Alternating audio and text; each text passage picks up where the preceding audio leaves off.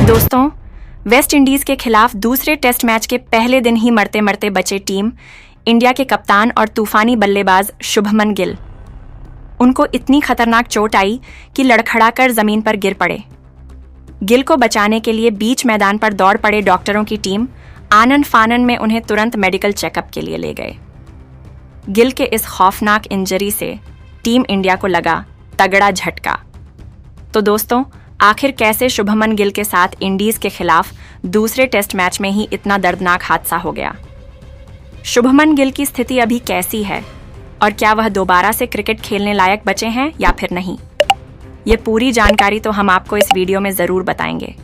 लेकिन दोस्तों, उससे पहले आप सभी को क्या लगता है शुभमन गिल और यशस्वी जायस सवाल में से कौन है ज़्यादा बेहतर बल्लेबाज? नीचे कमेंट करके बताइए।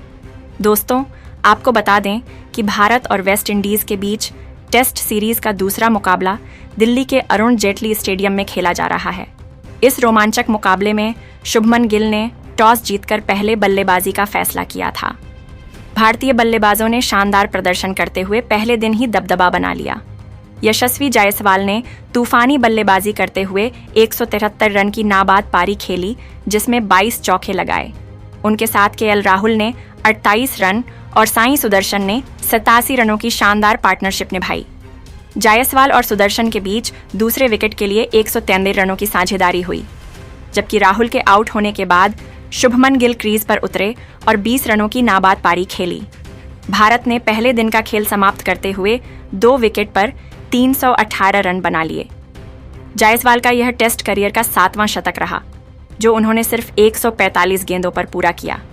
वेस्ट इंडीज़ के गेंदबाजों को भारतीय बल्लेबाजों ने खूब रौंदा, लेकिन तभी 84वें ओवर में एक ऐसा भयानक हादसा हुआ जिसने सभी को स्तब्ध कर दिया। लेकिन दोस्तों, तभी 34वें ओवर की 5वीं गेंद पर एंडरसन फिलिप गेंदबाजी कर रहे थे। यशस्वी जायसवाल ने लेग साइड की दिशा में फ्लिक शॉट खेला और सिंगल लेने के लिए रनिंग के बीच शुभमन गिल ने तेजी से क्रीज की ओर दौड़ लगाई। लेकिन इसी दौरान वेस्ट इंडीज़ के विकेटकीपर टेविन इमलाज ने बल्लेबाजी छोर पर थ्रो लेने के लिए तेजी से बाएं ओर शिफ्ट किया। गिल रन पूरा करने के चक्कर में इमलाज से जबरदस्त टक्कर खा बैठे, जैसे रग्बी टैकल हो गया हो। यह टक्कर इतनी जोरदार थी कि गिल हेलमेट सहित लड़खड़ाकर जमीन पर गिर पड़े और इमलाज भी दर्द से करा उठे। मैदान पर सन्नाटा छा गया। गिल का सिर सीधा इमलाज के धड़ से जा टकराया और दोनों के चेहरे पर दर्द साफ दिख रहा था। तुरंत दोनों टीमों के फिजियो मैदान पर दौड़े। खेल करीब 8 मिनट तक रुका रहा। मेडिकल टीम ने कंसेशन टेस्ट किया। गिल को तुरंत हेलमेट उतारना पड़ा और प्रारंभिक जांच में चोट गंभीर लगी। गिल के कंधे पर थ्रो लग चुका था और टक्कर से सिर में चक्कर आ गया। यह हादसा इतना खतरनाक था कि अगर थोड़ा और जोरदार होता तो शायद गिल का क्रिकेट करियर भी खतरे में पड़ सकता था। इस हादसे ने न केवल फैंस बल्कि पूरी भारतीय टीम को झोर कर रख दिया। खासकर ड्रेसिंग रूम में बैठे सचिन तेंदुलकर, जो स्पेशल गेस्ट के तौर पर मौजूद थे, यह देखकर हक्के बक्के रह गए। वहीं दोस्तों, सारा तेंदुलकर ने भी स्टैंड से मैदान की ओर देखते हुए हाथ जोड़ ली, जैसे प्रार्थना कर रही हो कि गिल बच जाए। उनके चेहरे पर चिंता की लकीरें साफ दिखीं और उन्होंने तुरंत कोच गौतम गंभीर से बात की। भारतीय ड्रेसिंग रूम में सन्नाटा पसर गया। सभी खिलाड़ी जसप्रीत बुमराह, मोहम्मद सिराज, रविंद्र जडेजा चौंक कर खड़े हो गए। कुछ तो मैदान की ओर दौड़ने को तैयार हो गए। यशस्वी जायसवाल क्रीज पर खड़े होकर गिल की ओर देखते रहे। आंखों में आंसू छलक आए। गिल को ग्राउंड पर ही मरम्मत की गई, जहां फिजियो ने आइस पैक लगाया और कंसेशन चेक किया। मेडिकल रिपोर्ट्स के मुताबिक गिल के कंधे में सूजन और सिर में हल्का झटका लगा है, लेकिन अस्पताल ले जाने की नौबत नहीं आई। फिर भी यह खबर सुनकर स्टेडियम में मौजूद दर्शक और सोशल मीडिया पर फैंस सदमे में हैं। कई फैंस ने सोशल मीडिया पर गिल के जल्द स्वस्थ होने की कामना की और उनके जज्बे को सलाम किया। इस दौरान यशस्वी जायसवाल ने भारतीय पारी को संभाला और वेस्ट इंडीज़ के गेंदबाजों पर दबाव बनाए रखा। लेकिन गिल की चोट ने टीम इंडिया को बड़ा झटका दिया है। अगर शुभमन गिल कुछ दिनों तक आराम करने को मजबूर हुए तो भारतीय टीम को कप्तानी और बल्लेबाजी दोनों में मुश्किल हो सकती है, क्योंकि सीरीज़ के बाद कई महत्वपूर्ण मैच आने वाले हैं। दोस्तों, यह हादसा साबित करता है कि क्रिकेट सिर्फ एक खेल नहीं की मिसाल है। शुभमन गिल ने भले ही इस हादसे के बाद थोड़ा लड़खड़ाया, लेकिन उनकी हिम्मत और देश के लिए खेलने का जुनून हर किसी के लिए प्रेरणा है। अब सवाल यह है कि क्या भारतीय टीम इस झटके से उभर पाएगी और गिल की चोट के बावजूद अपनी पारी को मजबूत कर पाएगी। दोस्तों, इस पूरे घटनाक्रम को लेकर आप क्या सोचते हैं? नीचे कमेंट करके जरूर बताइए। साथ ही शुभमन गिल के जल्द ठीक होने की कामना करें और ऐसी नई नई अपडेट्स के लिए हमारे चैनल को सब्सक्राइब करना ना भूलें। धन्यवाद। वेस्टइंडीज के खिलाफ दूसरे टेस्ट मैच के पहले ही दिन यशस्वी जायसवाल ने मचाया जबरदस्त तूफान। आतंक का दूसरा नाम बनते हुए जायसवाल ने चौकों की बारिश करके ठोका शतक तोड़ दिया सौरभ गांगुली और वीरेंद्र सहवाग जैसे बड़े बड़े दिग्गजों का रिकॉर्ड। तो आखिर यशस्वी जायसवाल ने तूफान मचाते हुए कितने चौके लगाए?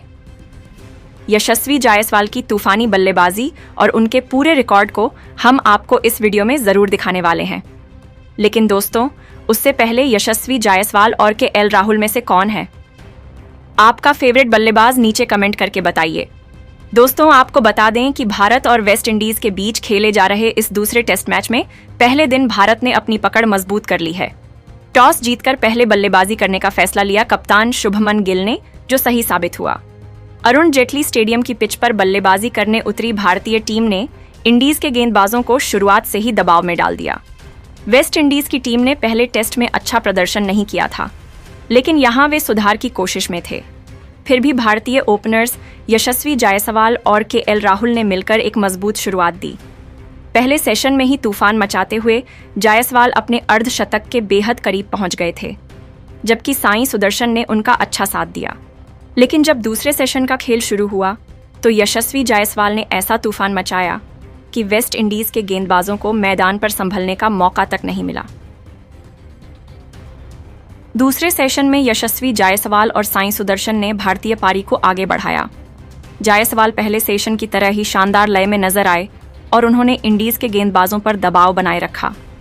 वेस्ट इंडीज की ओर से जेडन सील्स और एंडरसन फिलिप ने शुरुआती ओवरों में कुछ टाइट गेंदबाजी की कोशिश की, लेकिन जायसवाल ने उनके हर मंसूबे पर पानी फेर दिया। जायसवाल ने मैदान पर उतरते ही अपने शॉट्स का ऐसा प्रदर्शन किया कि दर्शकों की तालियां थमने का नाम नहीं ले रही थीं। उन्होंने अपने अर्धशतक को शतक में बदलने के लिए बेहद आक्रामक खेल दिखाया। पहले सेशन में 40 रनों के पार पहुंचने के बाद जायसवाल ने दूसरे सेशन में अपनी पारी को और भी खतरनाक बना दिया। उन्होंने वेस्ट इंडीज के स्पिनरों को खूब निशाना बनाया, खासकर जोमेल वारिकन की गेंदों पर तो उन्होंने जैसे रहम ही ना किया। दूसरे सेशन का खेल शुरू होते ही जायसवाल ने वेस्ट इंडीज के गेंदबाज खैरी पियरे को निशाना बनाया। पियरे के एक ओवर में जायसवाल ने लगातार 2 चौके झड़कर स्टेडियम में मौजूद दर्शकों को झूमने पर मजबूर कर दिया। इसके बाद जोमेल वारिकन की गेंदों पर भी जायसवाल ने कोई रहम नहीं दिखाया।